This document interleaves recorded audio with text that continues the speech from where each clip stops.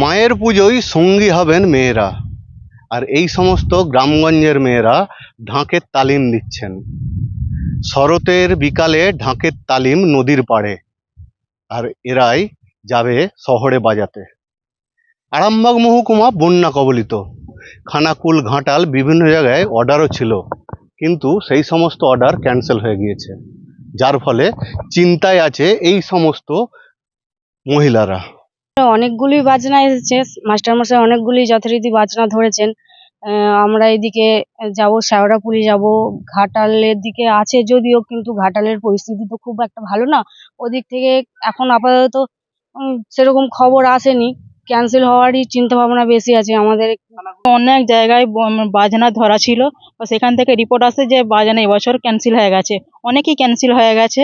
বা আমরা যে মায়ের মুখ চেয়ে বসে আছি যে আমাদেরকে আবার যেন দ্বিতীয়বার ডাকে, বা সেখানে পরিস্থিতিটা সামাল দিয়ে যেন আমাদেরকে আবার ডাকে, আমরা সেখানে আবার বেড়াতে যেতে পারবো। আমরা এই পুজোতে গিয়ে যেমন আনন্দটাও করি, তারপর পুজোটা শেষে যখন আমরা কিছু হাতে পয়সা পাই, আমরা পুজোর আগে ছেলেদেরকে কিছু কিনে দিতে পারি না ঠিক কথা, কিন্তু পুজোর পরে আমরা ঠিক ছেলেদেরকে কিছু পোশাক আশাক আমরা কিনে দিই যখন হাতে পয়সাটা পাই। আমাদের প্রত্যেকেই বাড়ির আর্থিক অবস্থা খুবই খারাপ, আমরা খাললে খেতে পাই। আমাদের যে মেয়েরাই যে আগিয়ে এসে যে বাজাতে, ওরা প্রত্যেকেই মাঠে কাজ করে, ঠিক আছে, মাঠে কাজ করে, ঠিক আছে। এবার মাঠে কাজ করে, তার ফাঁকে এই যে এটা শিখেছে, এটা বাজায়।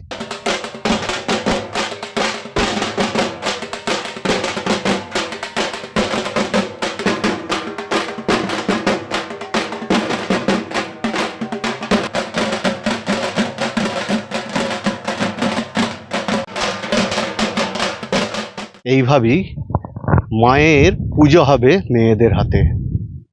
আরামবাগ থেকে ক্যামেরা মধুসূদনের সঙ্গে তন্ময় বৈরাগী, টিভি9 বাংলা।